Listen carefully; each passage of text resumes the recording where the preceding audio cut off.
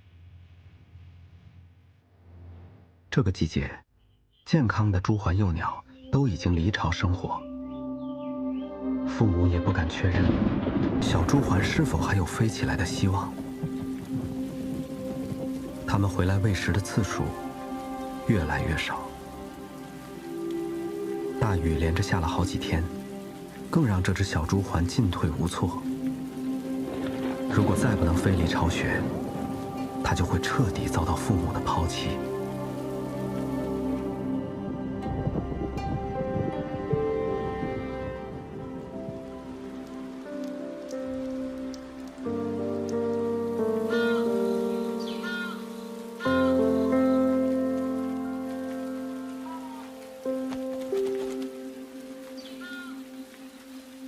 小朱鹮饥寒交迫之际，父母冒雨一起回到了窝边，带来了难得的口粮。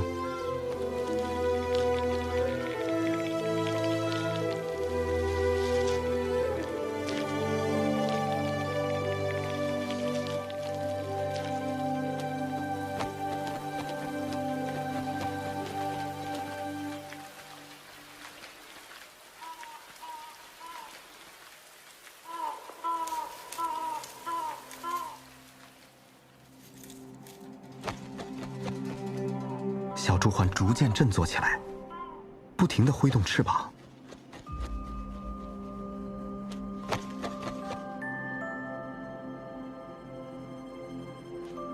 这时的小朱鹮已经拥有了足够有力的翅膀，是否能够飞出巢穴，拥抱广阔天地，需要的可能只是信心和勇气。此时能够依靠的只有自己了。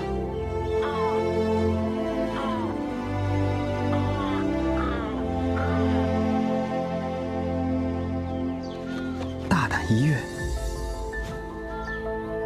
舒展飞羽，小朱鹮尽情享受着生命中第一次自由的翱翔。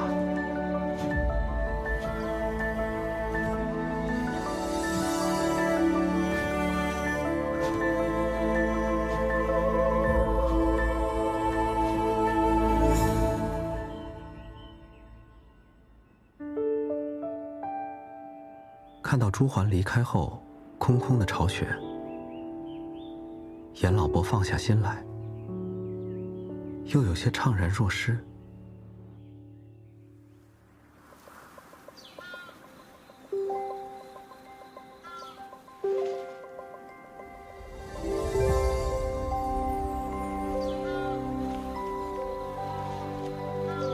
在田里，小朱鹮找到了父母和哥哥。两只小鸟又开始在父母的眼皮底下嬉闹起来。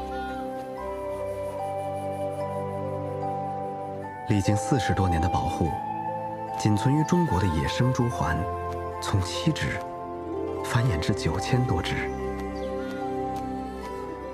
人们心中的吉祥象征将会在这里长久绵延。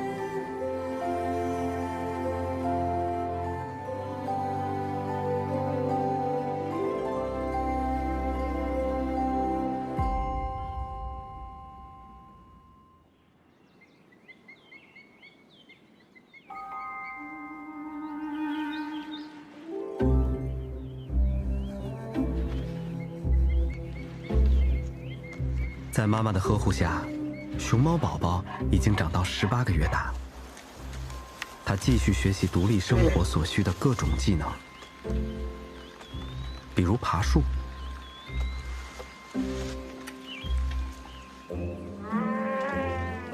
但它爬的是不是有点太高了？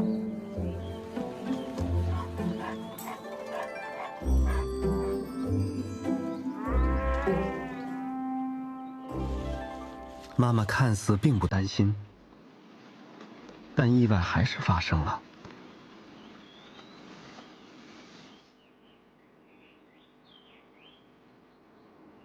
宝宝把自己挂在了树上，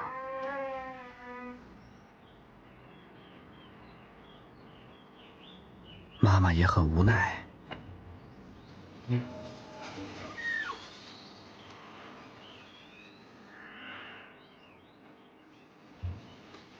淘气的小家伙，还是凭自己的本事爬下了树。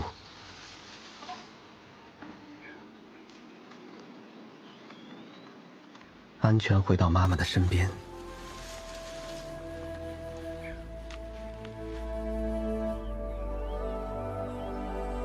能这样撒娇的时光不多了。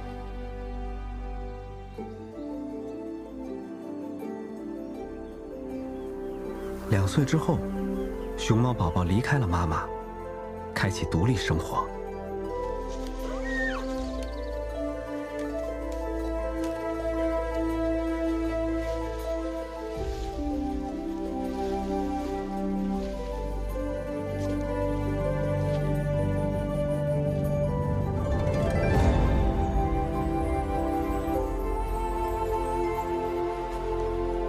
尽管成年熊猫大多数时间过着独居生活，但在国家公园里，它并不孤单。自20世纪60年代以来，大熊猫的数量几乎增加了1倍。不仅仅是熊猫，人们对这里的每一种动物都倾注了无比的关爱。